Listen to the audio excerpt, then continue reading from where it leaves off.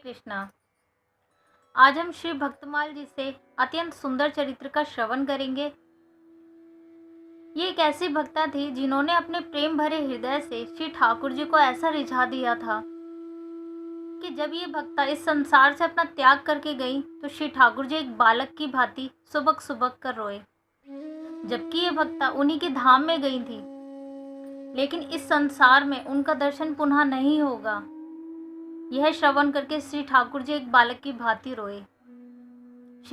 इनका नाम कर्माबाई था। जगन्नाथ धाम में वो रहती थी, ज्यादा कुछ जानती नहीं थी, उनका भजन करती थी, ना शास्त्र की मर्यादा जानती थी। बस एक प्यारा सा कोमल सा स्नेह था श्री ठाकुर जी के लिए, एक पुत्र का भाव था श्री ठाकुर जी के लिए। और संत तो कहते हैं उनका नाम कर्मा था ही नहीं, उनका नाम कुछ और था। जब श्री ठाकुर जी प्रातः काल मंगला के समय उनके यहाँ भोजन के लिए जाते थे, मानो एक बालक पूरी रात को भूखा हो और अपनी मैया से कुछ खाने के लिए मांगे, तो मैया अगर विलंब कर दे तो बालक कहता है ना, जल्दी कर माँ, जल्दी कर माँ। तो ऐसे ही श्री ठाकुर जी उनको बोलते थे, जल्दी करो माँ, जल्दी करो माँ, जल्दी कर माँ। तो उनका नाम कहते कहते कर्माबाई पड़ गया। एक प्यारा सा स्नेह था श्री ठाकुर जी के लिए। सब कुछ करना आसान है, भक्ति करना आसान है, तीर्थ करना आसान है, सब कुछ आप कर लेंगे, लेकिन एक प्रेम जो श्री ठाकुर जी के लिए आप रखेंगे वो बड़ा कठिन है। जो उन मैया का था, जीव है ना, कुटिल है, अपनी बुद्धि लगाना नहीं छोड़ता, वही चीज, वो उनका प्रेम था श्री ठाकुर जी के लिए। एक दिन द्वार पे बैठी दातून कर रही थी, प्रातः काल मंगला का समय था। अब चूल्हे पे खिचड़ी चढ़ा दी। वो दातून कर रही थी और ठाकुर जी की रूप माधुरी में खो गई। अब हमारे ठाकुर जी तो हैं ही इतने सलोने, उनका कोई ध्यान कर जाए तो ध्यान हटता नहीं है, एकत्रित हो जाता है उनकी ओर, सब भूल जाओगे आप, उनसे ध्यान नहीं हटेगा। अब वो उनके रूप माधुरी में खो गई और भूल गई कि चूल्हे पर खिचड़ी चढ़ाई है। अब खिचड़ी के जलने की जब बास आई तब उनका ध्यान हटा और कुछ नहीं सोचा उन्होंने, सिर्फ एक ही भाव मन में आया कि अब श्री जगन्नाथ जी आएंगे तो क्या रोकेंगे, उनके पास इतना समय नहीं होता, मंदिर खुलने की उन्हें जल्दी होती है, मंदिर खुलते ही उन्हें जाना होता है, इतना समय नहीं है कि मैं पुनः दूसरी खिचड़ी बनाऊं। सिर्फ यही भाव उनके मन में आया और इसी भाव के आवेश में वो भागी और उन्होंने झूठे दातून से खिचड़ी चला दी। अब ये सारी क्रिया बाहर खड़े एक संत देख रहे थे, एक साधु देख रहे थे। अब उन साधु ने ये देखा कि ये क्या अनाचार करती है, झूठे दातून से खाना हिला दिया। अब वो अंदर गए, उन्होंने पूछा ये क्या कर रही हो? उन्होंने कहा कुछ नहीं, बस भोग बना रही हूँ श्री जगन्नाथ जी के लिए। बोले भोग बना रही हो? ऐसे भोग बनता है क्या? ये क्या अपराध कर रही हो? बोले महाराज कैसे बनता है, मुझे तो कुछ पता नहीं है। अब वो साधु जान गए कि महिला बहुत बोली है, उन्होंने समझाया। बोली महाराज आप बताओ कैसे भोग बनता है? बोले अच्छा सुनो, सुबह प्रातः काल उठना और सबसे पहले स्नान करना, स्नान के बाद माथे पर वैष्णव तिलक लगाना, वैष्णव तिलक लगाने के बाद ये जितने भी भोजन के पात्र है ना, इन सबको मांजना और मांजने के बाद गौ के गोबर से ये सारा चौका लीपना। और चौका सिर्फ जमीन पर नहीं होना चाहिए, 2 हाथ दीवार पर भी होना चाहिए, कि यदि अगर कड़छी इधर उधर लग जाए तो भोजन भ्रष्ट ना हो। मैया बोली ठीक है महाराज, कल से मैं ऐसा ही करूंगी। अब उस दिन तो जगन्नाथ जी झूठा खिचड़ा आरोग गए, वो पाकर चले गए। अब अगले दिन जगन्नाथ जी आए। उन्होंने देखा आज तो खिचड़ी का कोई नामो निशान नहीं है, मैया भी दिखाई नहीं देती।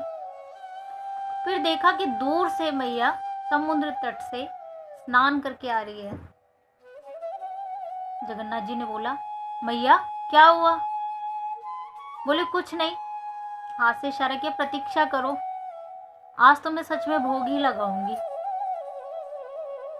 जगन्नाथ जी बोले, अच्छा मैया ठीक है, मैं प्रतीक्षा करता हूँ।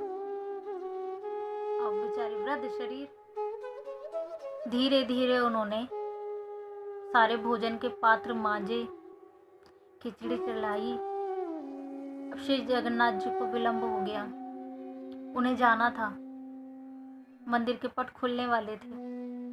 उस दिन वो भूखे ही जाने लगे। मैया बहुत उदास हो गई, लेकिन जाते जाते ठाकुर जी ने पूछ ही लिया कि मैया सच सच बता, आज बात क्या है? मैया ने बोला, कुछ नहीं, वो जो साधु बैठा है ना, उसने बताया कि भोग ऐसे लगता है। ठाकुर जी बोले, अच्छा ये है। ठाकुर जी ने बड़ी कर्री नजर से उस साधु को देखा, बोला, यही है वो जिसने मेरी मैया को ये दुनिया भर के टिटम्बा सिखा दिया। इसे तो मैं संध्या के समय देखूंगा। वहां से भूखे ही चले गए। अब संध्या के समय ठाकुर जी ने उस साधु को बहुत फटकार लगाई, इसे लोग बिल्कुल प्रिय नहीं है। 100 प्रयत्न करने पर भी मैं ना देखूं, मैं एक नजर ना डालूं, और हो सकता है कि जो मुझे गाली दे के जाता हो मैं उसी के पीछे चल दूं। मुझे पाने के तो अनंत मार्ग हैं, ना जाने मैं किस मार्ग से मिल जाऊं। साधु को बड़ी लज्जा आई। वो रात्रि के समय ही मैया की कुटिया पे गया। उसने बोला, मैया जैसे तू ठाकुर जी की सेवा करती थी ना, तू वैसे ही करना।